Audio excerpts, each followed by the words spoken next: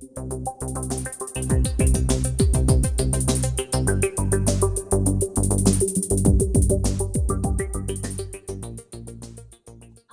welcome. This is Kelly Fitzpatrick with RedMonk, here with another What is How-To video. Today's topic, what is automated diagnostics? How to reduce escalations and accelerate resolution with automation. With me today is Jake Cohen from PagerDuty. Jake, can you tell us a little bit about who you are and what you do? Sure. Hey, everyone. I'm Jake Cohen. I'm a senior product manager on the process automation team here at PagerDuty.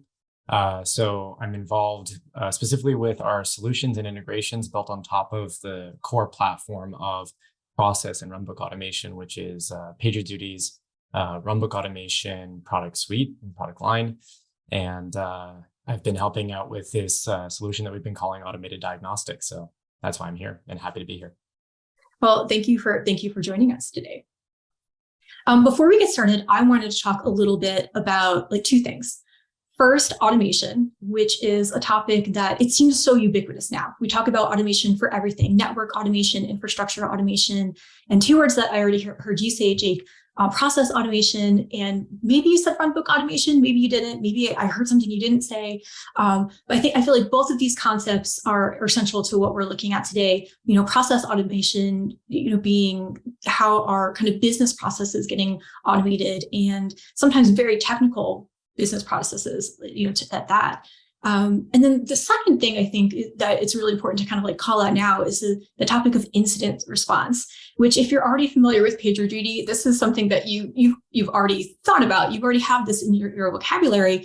But what we're seeing at large in terms of incident response is it's becoming like a bigger and bigger deal for organizations as we see people, kind of having to scale things and support things at scale and having more things that are up and running that they have to worry about, kind of falling down or issues arising in. So how organizations manage incidents is becoming, I think, something that people are paying more and more attention to. So given that kind of slight bit of context, Jake, what can you tell us about what is automated diagnostics and what does it have to do with incident response?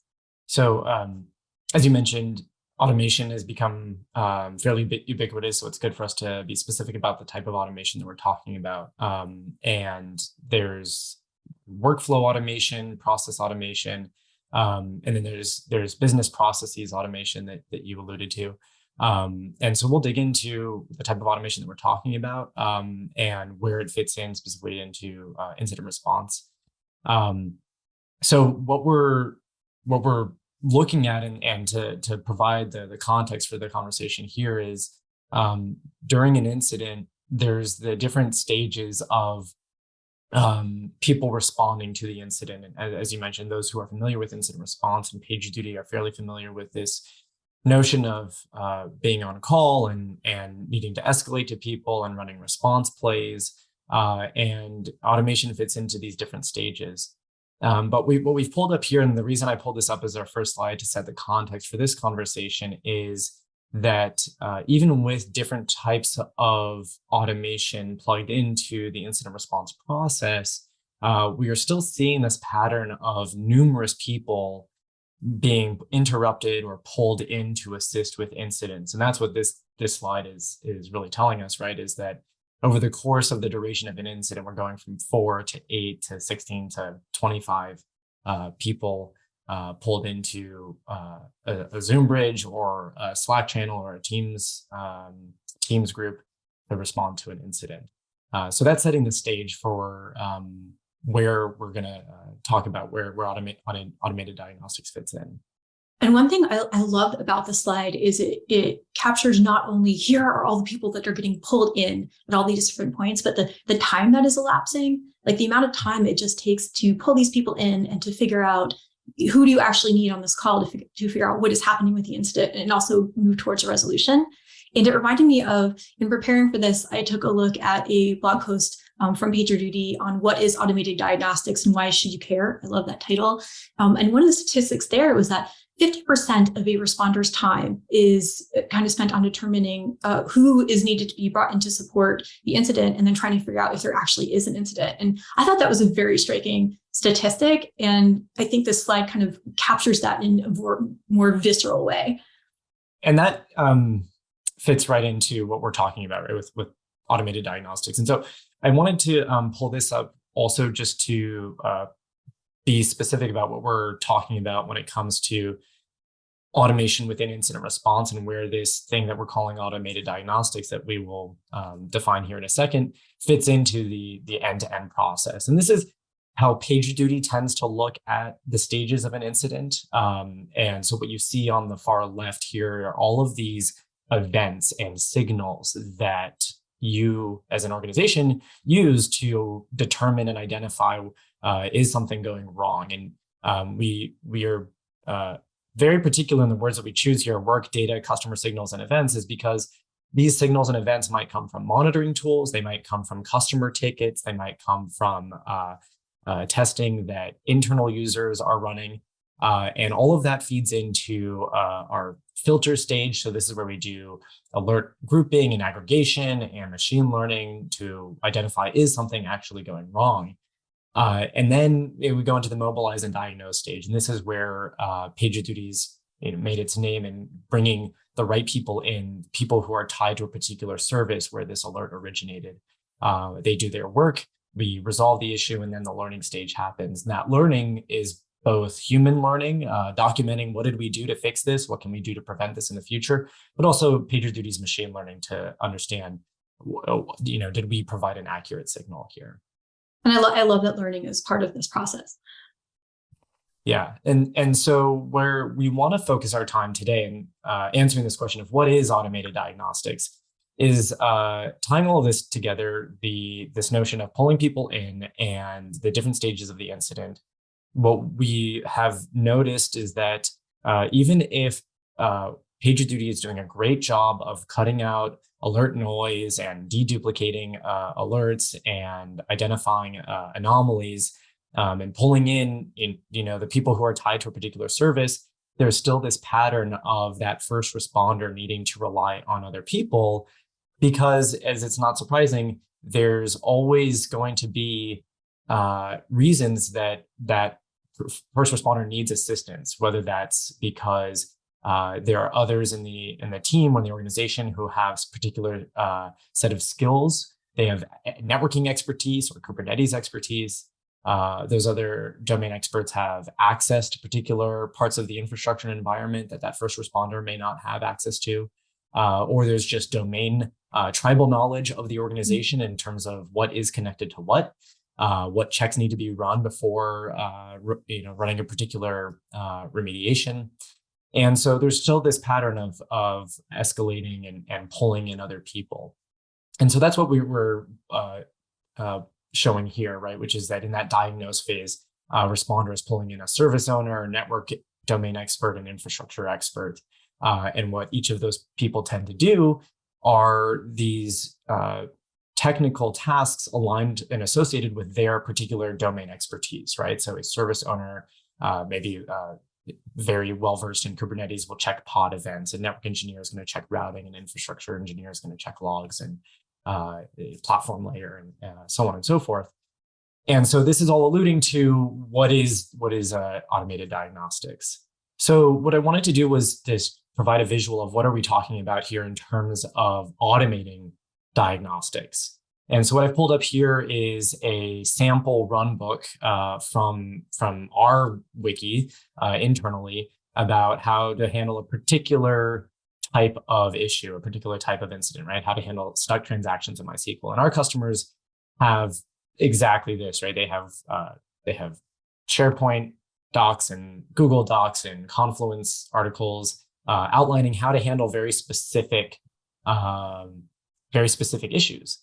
And so what our product does is automate those steps, right? We start to see how to handle the alert. Step one, make sure you know which database server is affected. Step two, identify the stuck transaction.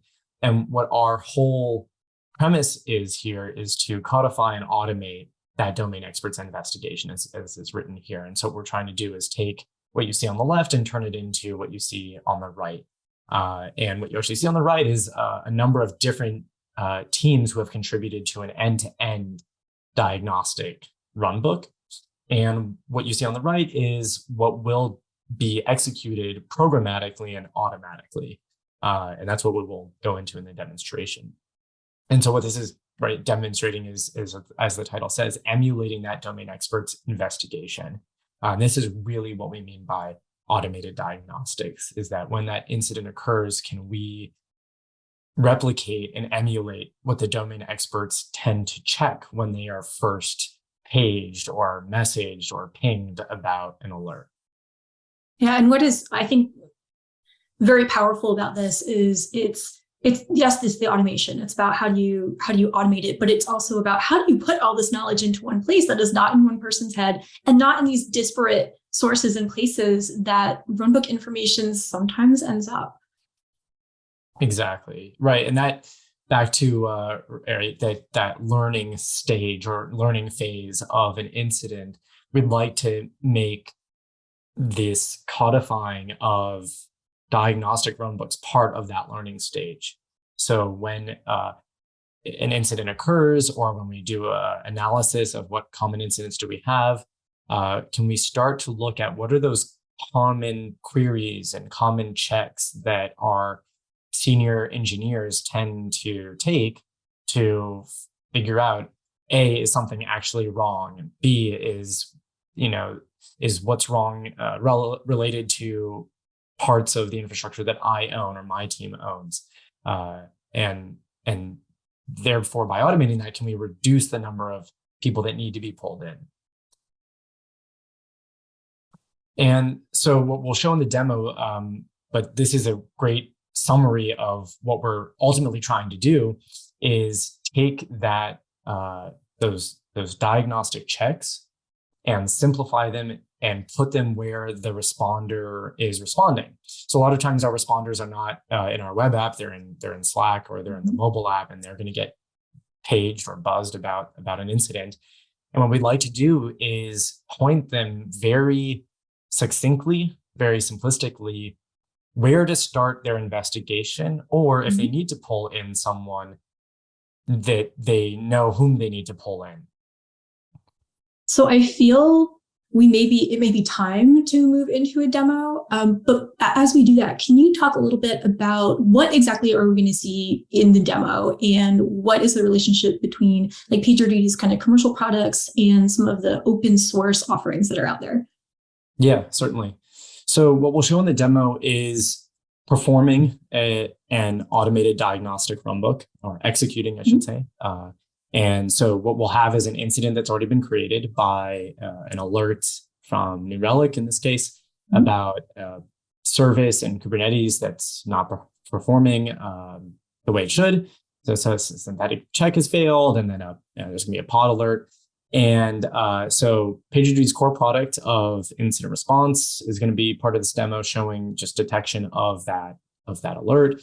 And then what we'll go into is running an automation action. And so that's part of the process automation suite. That's an add-on to the PagerDuty core platform. Running that automation action is going to trigger a process automation job. Job is just our nomenclature for an automated runbook. And so the process automation product is the commercial version of what was Rundeck Enterprise, and Rundeck is still has an open source core. It's an open source project. It's been around for about 10 years now. And so what we will be showing will have a lot of overlap with that open source product, but there are certain features that we might show that are only available to the commercial product, which is now that process automation product. Check out part 2 of this What is How-To video for Jake's demo on automated diagnostics.